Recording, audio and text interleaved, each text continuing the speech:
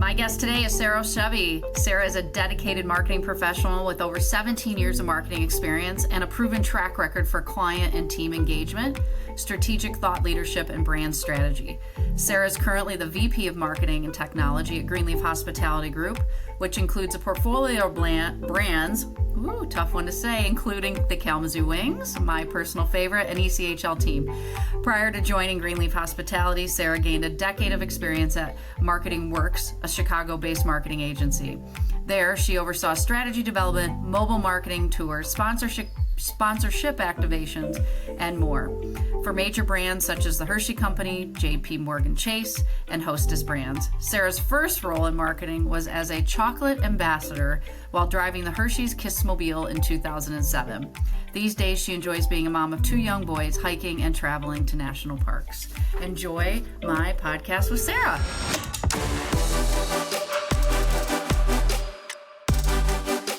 All right. Hey, everyone. It's Tony Will. I'm really excited with my next guest here on the Women in Podcast. But before we get to that, you probably should know what you're listening to. So What Women In is a podcast that celebrates women in all walks of life and the people in their lives who are lifting them up. You will hear from all kinds of super cool people that are in my life, and they're going to share their stories, how they inspire others to support all the extraordinary women around them. This is a space to be disruptive, forward-thinking, and change agents for humankind. It's uncensored, fun, and curiosity-driven. The reason I launched this podcast is because this is what I'm passionate about, breaking down barriers for my kids' generation. It's equal parts about my guests and the places we came into each other's lives, whether it be the Kalamazoo Wings, Mindfulness Elevator, Tony Will Coaching, or they just happen to be family or friends of mine. So, and my next guest falls into a lot of these categories, which really started with the Kalamazoo Wings. But Sarah Olszowy is joining us today. Hi, Sarah. Hi, happy Friday. Yes. Depending on what day they're listening to this podcast, hopefully it's Friday. If not, it is in our real life recording time world now. It absolutely is, and we feel good about it. We do. I'm so glad you're on here. Sarah and I work together, and which is really cool for a lot of reasons. But I won't spoil it, because I want you to tell everyone who's listening, which right now is 0 because the podcast hasn't even launched yet, but they will be. They'll be listening. How did we meet? Tony, you and I met early on during my first days at Greenleaf Hospitality Group. You were working at the Kalamazoo Wings, where you still are, and I was brought in to lead marketing and started collaborating with you pretty early on in our time here. Yeah. Now you have to tell the story. I don't hold anything back, and I'm a big person that is about with a growth mindset and about change. But I was not in that mindset back then when we met, because it's been, how many years have we known each other now? 6.5. Yeah. So if you don't mind telling the story of what I said. Right. So Tony and I did not start off on the right foot. And to say that I am surprised to be where I am here sitting to talking to you today on a podcast kind of blows my mind. But you and I met, and you really weren't interested in getting to know me. You had nothing but just kind of this cold look on your face and kind of a cold approach to the introduction to me. And I think there's a lot of different reasons for that. We can rationalize that all day long. But it was I took it as an opportunity to say, okay, she doesn't know me.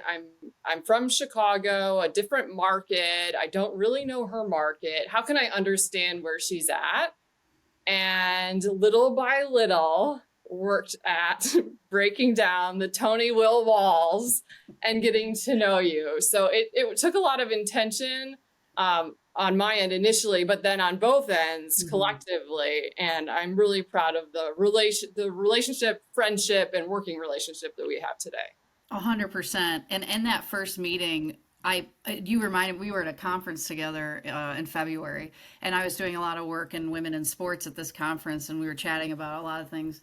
And you reminded me of what I said to you in that first time that we quickly met. Do you remember what I remember. You tell me. Well, because I said it was something about I like working with men. Oh, yes. And, yeah.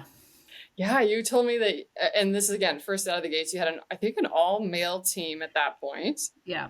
And you just told me straight up not a smile on your face. I prefer to work with men. And I thought, well, that is an introduction because I am a woman. Yeah, and it's funny because I didn't even think about it at the time, and then when you and I were talking about it, I'm like, oh my God. And I just laugh, not because I think it's necessarily funny, but it's ironic considering where I'm at now, all these years later. Absolutely. And really, I did, a lot of people when I get interviewed are like, "Oh, did you walk into the Kalamazoo Wings like with your bra on fire, a feminist?" I'm like, "No." Like I wasn't even thinking along those lines. Sure. And that's later on we'll talk about what we've changed our mind about. And I asked that question intentionally because Yeah. I've changed my mind about so many things and that's okay, right? Mhm. Like I was an idiot. And No, but what luckily, I appreciate is that we can both collectively look back and say, okay, we've both changed. And how do we have humor in that, knowing that we've both moved on forward collectively and separately, and have an outstanding relationship today, and one that I really enjoy working, next to you and alongside of you on this journey. yeah, totally the same, like a mutual respect and I think it's a great lesson and um two women that are at high levels in their career and how collaboration we get so much further than like the tug of war Mhm. BS and how it takes time to build real, genuine, authentic relationships. Mhm. And I think it's even stronger because we weren't like braiding each other's hair from day one. We were not. We weren't. I remember finally I just kind of had it and I invited you to go, I think to happy hour or something. And I was like, I'm gonna get to know Tony well. And little by little, it we formed a relationship and it's been a lot of fun. Yeah, it has been a lot of fun, and no, I am all about the just authenticity, and as one of my, it's not in my leadership pillars, but just I think so many people sometimes are afraid to say, yeah, I was an asshole before, Sure. like, and I was, and it wasn't on purpose, it wasn't intentional. I think it was more just the time and what was going on within the company at the time, but or my own BS, right? Sure. And so the culture's definitely shifted and yeah along that our relationship shifted even before all that so I Absolutely. just love that story out of all the people that that will come and go on this podcast or come back. I think our story is one of the most powerful in that sense about not starting off on the greatest foot and building from there. Absolutely. Absolutely. So we talk almost every day We do. about work or whatever's going on. But when you were the first person I messaged when I said I'm going to launch a podcast. You're the first person I reached out to. You're the first person I thought of. I'm like, Sarah, so why did you agree to be on this podcast? Well, first off, that means a lot to me. So thank you for that and recognizing that. You know, I've been invited to be on several podcasts and I've said no several times. And most of those podcasts were marketing focused podcasts and were cold outreaches. So, folks I didn't have a relationship with. And I felt like the conversation was not going to be easy or organic because there wasn't that introduction. And so when I heard about what you were doing and you acknowledged that it was going to be one of your first interviews, at the end of the day, I respected and admire what you're doing, the platform that you're creating. And I was just grateful to be a part of it. So thank you for including me. Yeah, I thought it was cool. I didn't know that you'd turned down podcasts before because I'm the polar opposite, and Sarah and I are very different in a We lot are of ways. very Like, different. and I think that's why it works. Our personalities probably are as polar opposite as you can get, but we appreciate it because you have so many strengths I don't, and I have strengths you don't, and it just works. It But I just was like, works. you're turning podcasts down? I've never met a podcast that I've turned down. Tony signed me up and I'm analyzing it all, trying to figure out if it makes sense for me. Does it fit with my brand? So I'm in on this one. Yeah, I love it because I'm like, oh, but see, I learned from that, right? Like, I'm like, oh, people, because a lot of times, and this is part of it, like, I just assume everyone thinks the same way. And I know now as I'm, approaching another birthday that that's not true. But Sure. I appreciate it when there are people in my life who are more analytical and actually think things through, where I'm just like, nah, I'll figure it out. Yeah.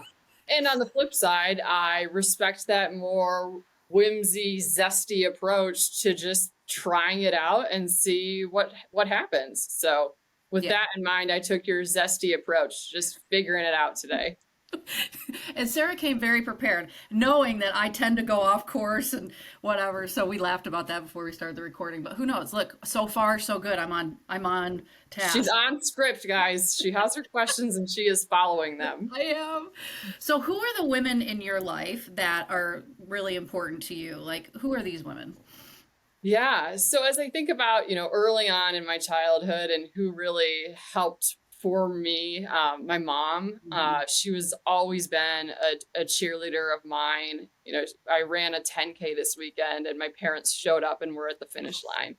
And, to just think that they're still cheering me on in my adult years, that's what they were early on in my life too. They were at every athletic event or honor society event. They were just my biggest supporters, regardless of what I was doing. And I think that really stuck with me throughout my life is that, I can do it. If I set my mind to it, I can do it and I can try something different or new. And I know that they're going to be there cheering for me, whether I succeed or don't. Mhm.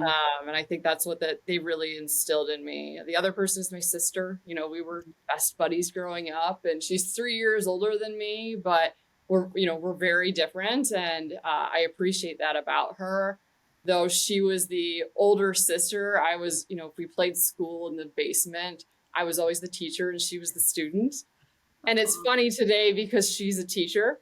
And Oh my God. so, but that's just, that's what our personalities are. And we appreciate that about each other. Some of the other people, my best friends from junior high stood in my wedding several years ago, but they're still my circle. Mhm. And one of the things that we love to talk about today, we met playing basketball.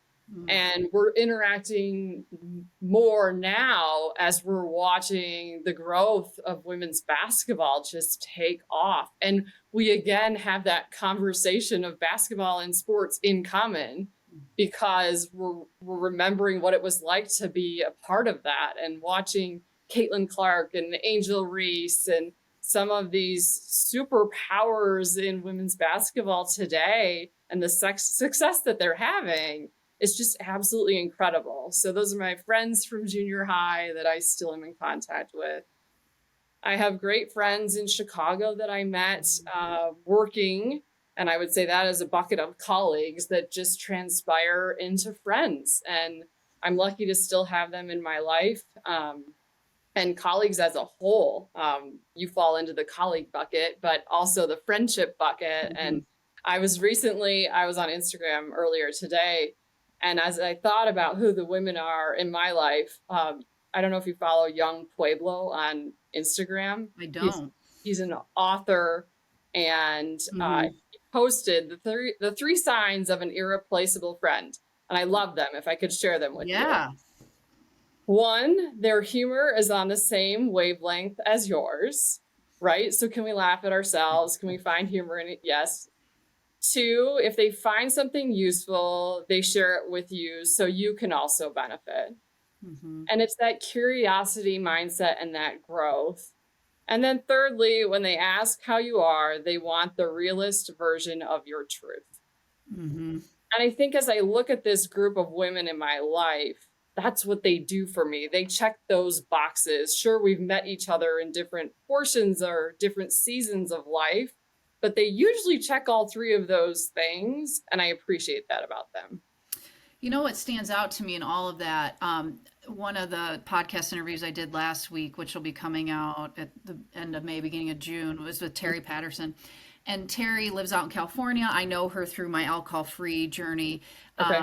And she talked about one of the areas in her life that she's struggled with, and I have too, but you're great at. So I want to get your insight on this, is this ability to maintain friendships. Mm, Because she started talking about it on that interview, and I'm like, oh my God, I felt like I was looking in the mirror because that has been something that's very challenging for me, which, mhm. by the way, goes back to like how we met, because clearly that wasn't on my mind back then.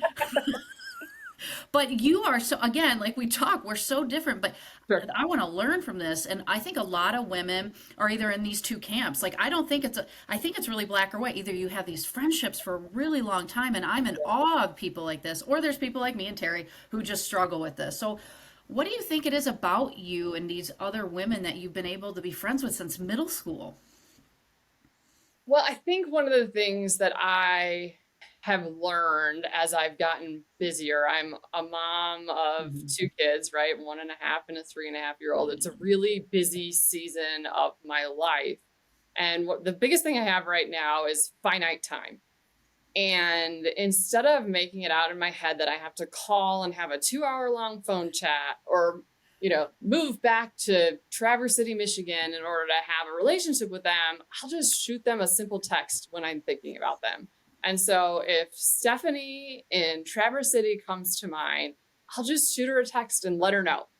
Or if somebody's coming into town and wants to grab dinner and I don't have the time for dinner, but I can meet for coffee, Mhm. I can rethink what that interaction might look like. And so it's these little moments of interactions that help me to maintain those relationships and that connectivity so that we don't just not talk and then pick it up. It's Mhm. just these little moments of communication that help my relationships flourish. And, I'll drop a card in the mail. I love nothing more than going to Trader Joe's and looking at their 99-cent cards. And just getting something in the mail these days just brightens someone's days. So, like, I'll send out Valentine's cards to all my Galentines. Oh. And it's just those little moments that help to maintain the friendships. Yeah, and I think where I've struggled, and maybe this is where I can pick up a nugget. I'm getting a lot better at this, but I have a hard time with vulnerability because my vulnerability comes out as anger.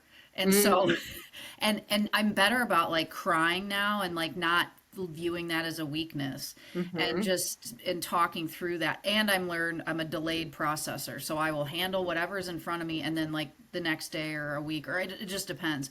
So would you say that and now I'm off script, everyone, just Sarah hasn't been prepared for this, but the vulnerability, do you feel like that you're able to be really vulnerable with these friends and you're going to a place where you're like, man, I don't, whatever you're struggling with, you could go to these women with? Yes. And I think, I listed that list of three things Mm, earlier. Vulnerability and authenticity is probably top on that list. yeah. And I think they go hand in hand. But I need to be able to show up in these friendships vulnerable and have the folks the friends on the other side to be vulnerable with me. Otherwise, it just doesn't feel genuine. And so that's taken effort, right? So we have it in our heads as women that we have to show up perfectly. And so it's been a lifelong road for me to unlearn that I have to seem like I'm performing perfectly at work and perfect with my kids and I parent perfectly and I'm fit and I have perfect meals and I feed my kids kale and like I'm just not that's just not who I am and it's I feel like really exhausting to try to continuously show up perfectly. And so I gave up on that a long time ago. And for me, that's helped my vulnerability. Yeah. Well, I love that. And so, again, I'm way off script now, but I'm so into this conversation because there's one side of it with friendships, right? Where that Yes. relationship you fostered with in the basketball court or at school, and then you try to shift over to the workplace because we are colleagues, Yeah. and we're in two different buildings. And what comes with authenticity and vulnerability is trust. And I think that's one of the hardest things to build with women in the workplace. Mhm. So I'm just thinking about like how, how you and I have done that. You Mhm. have a team of all women. I do have one team of all women. Yeah. Yes. And then you have on the marketing side, then you have another team with mostly men on the Uh-huh. technology side. And so how do you foster that trust? Like, let me just start with a close-ended question. Do you find it harder to build trust with women or men in the workplace? In the workplace. I think it depends on likely where they're at on the disc wheel. Like, Hmm. I think it's more their style and their communication style and their approach to communication than it is gender for me. Okay. That, Most of yeah. my career, I have had male bosses, Hmm. and I've been able to have great trusting relationships with them. And generally, in the marketing world, I have led mostly more junior level female teams into transforming into more senior level individuals. And Yeah. so I think it's just depended for me. But Tony, if we can go back to starting friendships Yeah. and the struggle. So you heard me mention who the current women are in my life. One of the things that I have struggled with since moving to Kalamazoo and in this current stage of my life with young kids is fostering new Mm. friendships. I'm curious if in your current life stage or your earlier life stage with young kids, you said it was challenging for you to maintain, but what about developing new friendships? How have you done that? Not very well. So my kids, so Sarah and I, our kids are on the opposite end. So Yes. her 1.5, 3.5, and mine are 22, 20, and 17. And so I'm on they barely are around stage, or two of them don't even live at home anymore. So a lot of my relationships, I'm just thinking about some of my friendships, Hmm. and I haven't had many since I had kids. Hmm. Like as I think back, but I chalk that up to, and I think you and I maybe have talked about this a little bit. I've always been working, so I don't have time, Yeah. right, to your point, but I also didn't make the time to do the little things that you're doing with the friendships, the little things that mean big things for the friendships you had back in middle school and high school. I have those friendships. I have those connections because I grew up here, Hmm. but yeah, I just chalked it up to work. And I'm getting better now, but I am better at building friendships with people that don't live here Why do you think that is? because I can invest in the relationship. We use technology Yeah. helps, so like Marco Polo app, and I can invest in the relationships that way, and we can talk when it works for us. Hmm. And then we can text. And then once in a while we pick up the phone because to your point, I don't have time to talk for 2 hours, Yeah. right? And I think there's a belief there Right. that because of the generation I grew up in, we didn't have technology. So Hmm. we were on the phone when we were growing up. It was different back then. It was different. So, Yeah, yeah. I was talking to one of my team members who's a recent college grad, and she was saying, now that I'm out of college, it is hard to find female friends. Like, where am I going to find a new group of girlfriends? And it, I started listing off places or ideas, and like, I don't. It's hard. It's just hard. And I recently, my kids go to daycare, as you Mhm. know, and left a note for in one of the kids' backpacks for their mom and was like, "Hey, if you ever want to go for a walk, like I'd totally up for it." And lucky for me, she reached out and we went for a walk. And literally the only thing we have in common is that we live in the Kalamazoo area and we're working moms and we have young kids around the same age. And that's pretty much all we have in common. But that's kind of all that we need to have in common right now. Yeah. Yeah. See, I love that. See what you're doing and I'm getting better at, but it doesn't come as naturally to me as the intentionality Mm, around what you are doing. And that's something as a person that reacts more off my instinct and just am more impulsive. I mhm. think that's where I continue to hone that in. It comes with like age and wisdom, right? And Well, and you're time and learning. I mean, I've crashed and burned pretty hard. And not everyone responded to the note in the backpack. they're like, signs go. Okay, maybe I don't want to go walking with you. Just out of curiosity, because you brought up the disc assessment, and Yeah, I love the disc assessment, and uh, I love all those types of tools. What yeah. are you on the disc assessment? Let me see. I can tell you. I am an equal parts high I, high C, but they're Okay. equivalent. So where are you at? I'm a DI, Okay. high D, Yeah. low I. Yeah. Yeah. Yeah. So we both prefer a warm and friendly environment. Hmm. And that Yeah. communication is important. Yeah. Yeah. So all right. So I've been way off script, but all right. So what is the titles you would say? Woman in, because the name of the podcast is Woman in dot dot dot. That's because I'm having women in all kinds of walks of life. So how would you label yourself? Women in. Women in leadership. Hmm. I think if you had talked to me a year and a half ago, I would have said women in marketing leadership. Hmm. And my role changed. And my boss, his name is Tim, asked me to lead our technology services team. And I said to myself, oh my gosh, I know very little about technology. Like on off button, that's kind of right. Like I can use my MacBook. And it was at that point that he affirmed and believed in me to just be a great leader. And it wasn't just for marketing, it was leadership. So that's where I'm really focused on these days. Yeah, I remember when I saw that come through, and I'm like, "Hey, do you know how to do any technology stuff?" And you're like, "No," but I Well, love that. I love it because that's sort of mad courage. well, and it's really stretched me, and it's been great to see. So the person that leads our technology team, his name is Scott. Hmm.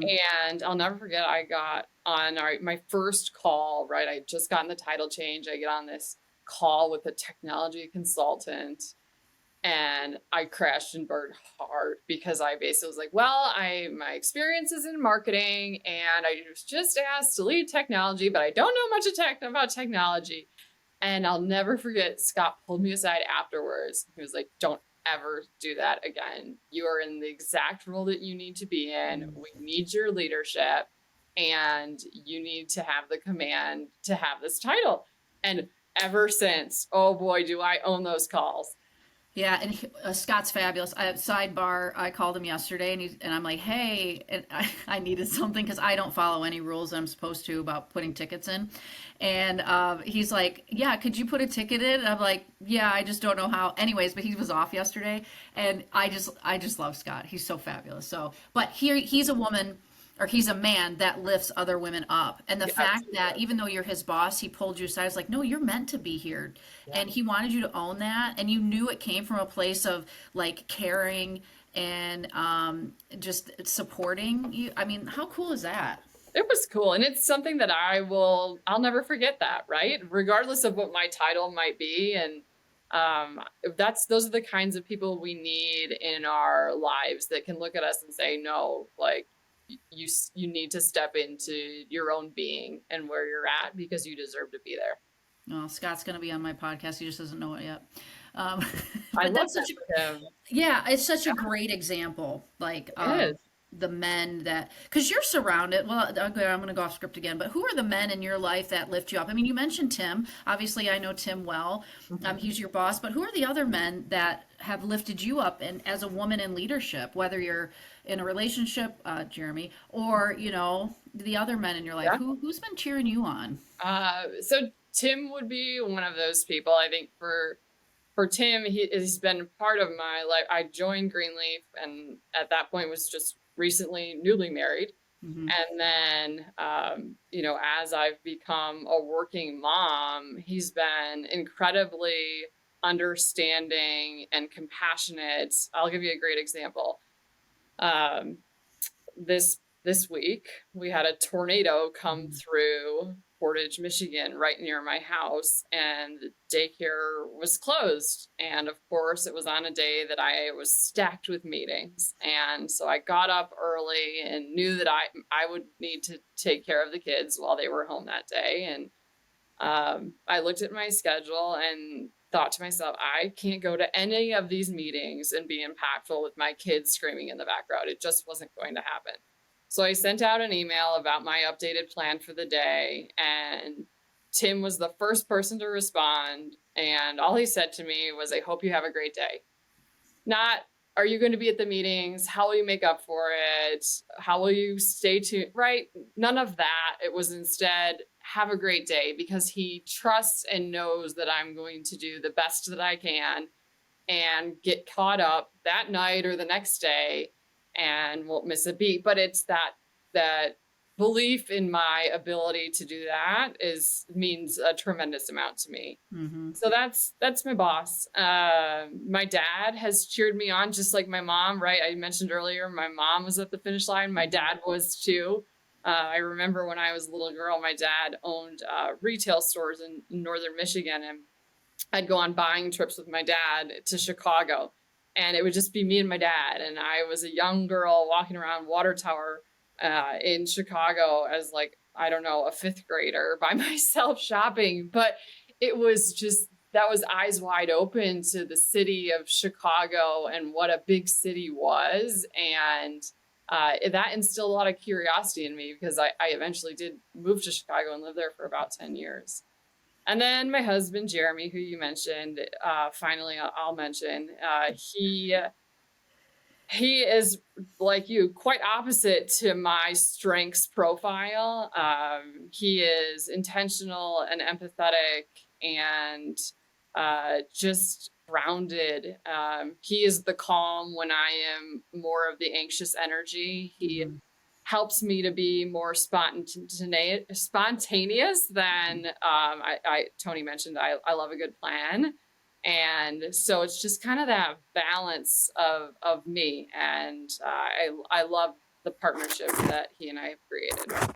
Yeah, and to be fair, you need a plan when you're running two big departments. Like you can't afford to be like me where I'm building the plane while I'm flying it. And With a good plan. yeah, I have a plan, but a lot of times I'm like, oh, we'll figure it out as we get there. And Yeah, but yeah, but it helps to have a process because you're only one person leading a lot of two very different type of supported departments that support the operators. And correct. so, and we're in hospitality, so sports, entertainment, dining, hospitality, that whole thing. So, okay, I'm going to skip over a few because I know we're going to get on this topic, and Sarah will send me books all the time because I love to read. So, what are you reading or listening to right now? Ooh, I am currently reading How Women Rise. Woo! So Tony has started a women's empowerment group in the ECHL, and this is one of the books. It's How to Break the 12 Habits Holding You Back from Your Next Raise, Promotion, or Job. I think I found this one on Instagram and passed it along, but You uh, did. that's what I'm currently reading, and I'm excited about it. Have you finished it? Oh yeah, I read that one. Gosh, I usually can connect whatever state I was in when I was traveling. I Sure. think I think it was a year ago I finished that one. And I have a stack of them on my desk, and I when I meet women, whether they're in Kalamazoo or around the country, and we get into a conversation like we're having now, I'll mail one out to them. I love that. Yeah, yeah. It's just that important to me. Like now, I mean, I see things so differently now.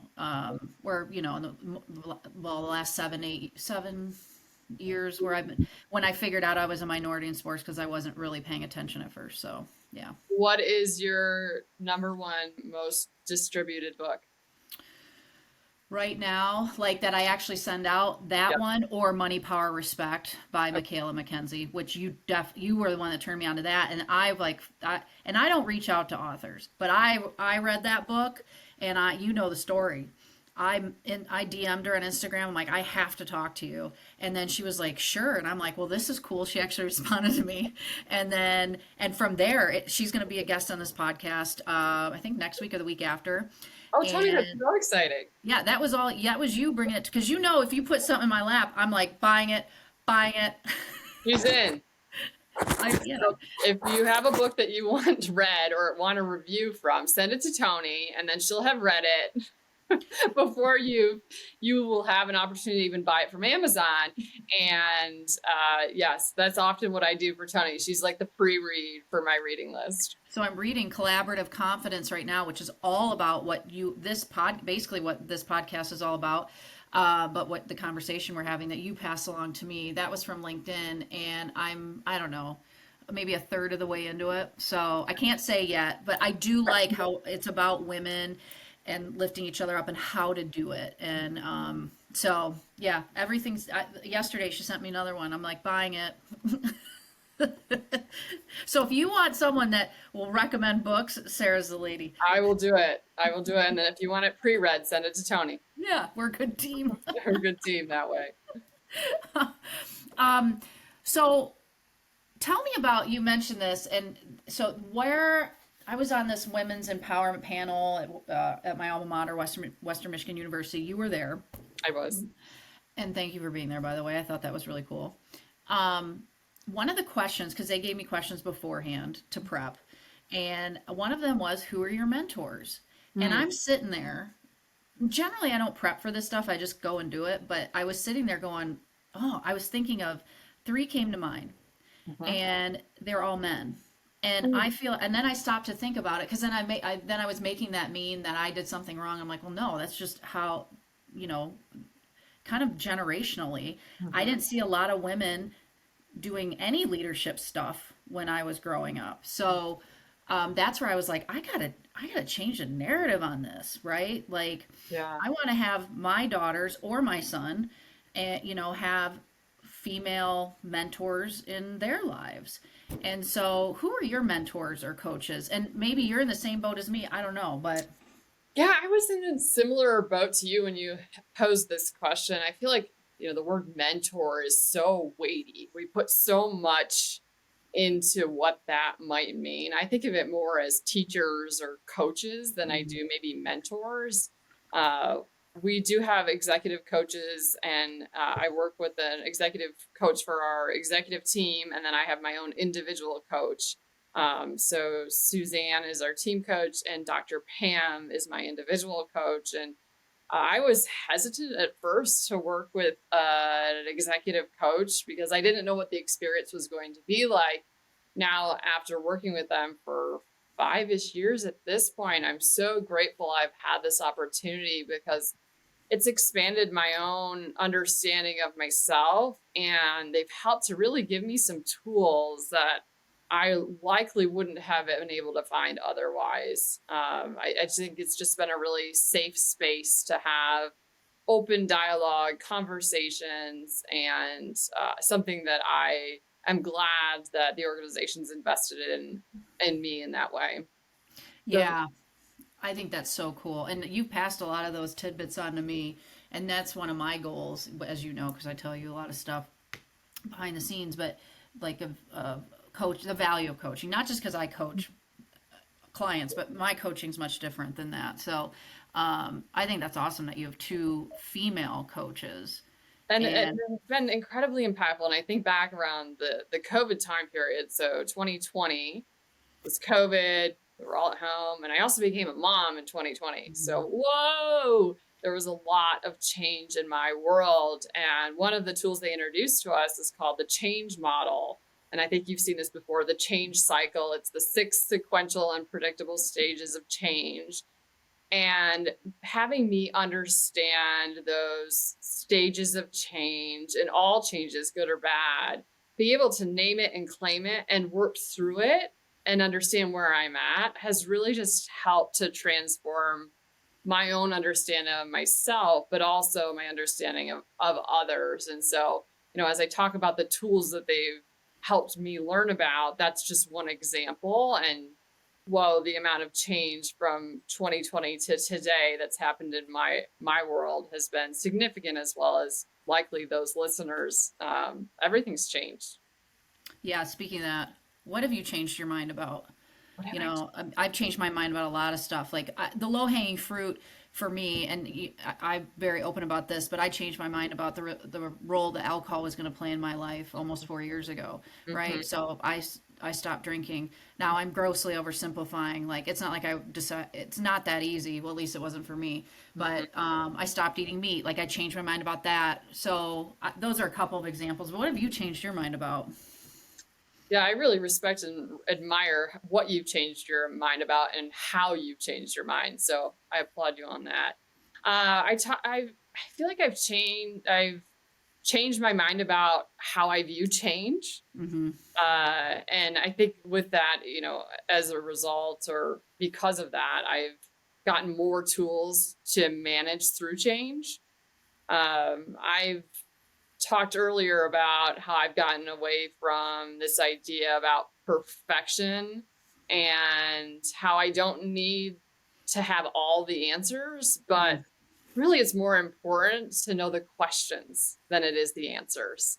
And that's been important for me. And then I've also changed my mind about how I view adaptability. I'm not the most adaptable individual, but it's something that I've really worked on and focusing on controlling what's within my control and focus on those things. And that helps me to feel in control when I can Hmm. focus on those things that are within my control. So, for instance, I love a to-do list. We know this. I love a Hmm. list.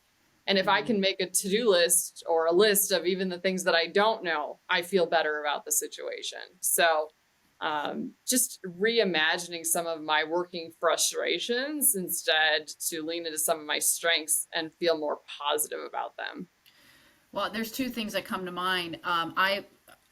Did not know that you did not think of yourself as adaptable, but I have seen you in many situations where I'm like, she's just rolling with it. So I see you as adaptable, and we just went through that with the playoffs because we didn't know, like we Yeah. had to pivot quick, and you and I joke about it because we're like, it's uncomfortable for people like you and I. But Mhm. you were, so I saw you as very adaptable then. So with the work you've been doing is noticed. I appreciate Um, the other thing is in that and how women rise, it's one of the ways we hold ourselves back. And I can relate to this one as what you just said, which is having to have all the answers. it. Huh? Like having to like being so prepared that no matter what is thrown at us, we know. And I've gotten sucked into that trap for years. And now I'm like, I don't know, I'll just find out and figure it out. Yeah. Yeah, But and it's one of the hard. greatest tips that uh, Dr. Pam has taught me is that, well, I'm a processor, much like you said earlier, is that I need time to think through, analyze, and understand. So in the moment, when a question is posed to me, I can punt. I don't have to feel like I need to react or respond in that way. Instead, I'll often say, that's a great question. Let me consider it. I'll follow up with you by X date or time and following through on that commitment. And what that does, it just buys me time to process. And I've found value in being able to force and allow myself to pause in those moments and not have to have the answer. That there's such wisdom in that, and that's why I love getting older and being open to that because I did not feel that way in my 30s at all. Or my 20s. I felt like I No. needed to know every answer from every client or every boss. And now to have just the psychological safety to say, I don't know that. That's a great question. Let me follow up with you. I'd be thrilled if any one of my team members said that to me. Absolutely, And they because it do. empowers that person. Like, wow, you've really Absolutely. asked a great question, especially when they're women like us that are what they'd consider C-suite, executives. And when we haven't, figured that whatever they asked out, it's what a confidence builder for whoever asked it. Absolutely. If they see us doing it, it then empowers them to do the same. And so I try to lead by example in that way. Yeah. My gosh, you're going to have to come back on my podcast when there's actually listeners, which there will be, because there's just so much more we could talk about. We could talk for hours. Well, I know. your parents and my parents will be listening. That's for sure. We're going to have four. Well, once I teach them how to listen to a podcast. And I asked my dad to be on it, and he was like, my dad's 81.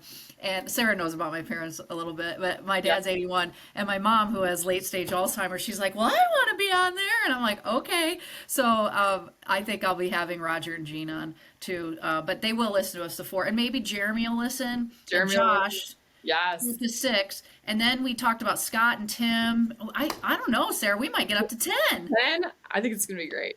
I think it's going to be So, great. if someone wants to connect with you who's Yeah. outside of my family or your family when they listen to this, where can they find you? They can find me on LinkedIn. Just search for my name, which is a little tricky to spell, but you'll be able to find me there, and I'd be happy to connect. So yeah, definitely reach out. Yeah, and I want to mention one more thing because Sarah mentioned this. I launched a mentor mentee program in the ECHL specific for women in sports, and you're going to be a mentor in that program, which is really, really cool.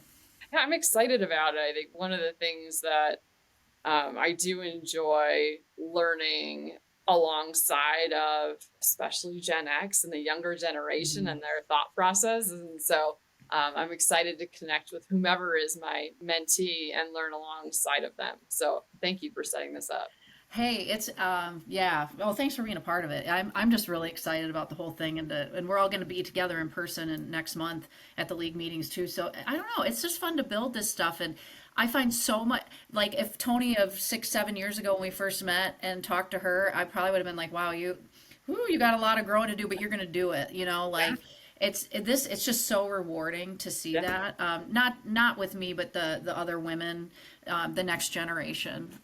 So. Yeah, thanks for coming on, Sarah. This is Thank you for awesome. having me. I am just so proud of the growth that you had and how you've really leaned into encouraging and mentoring women generally, but really in the sports industry. I know that you're going to continue to have an awesome impact. Yeah, thank you. Yeah, I hope so.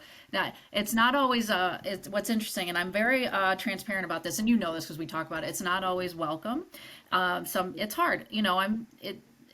It's you got to change a mindset. We're already there because we're living it, but yeah. So I'm glad you're alongside me throughout it. So I appreciate that. all Thank you. right, thank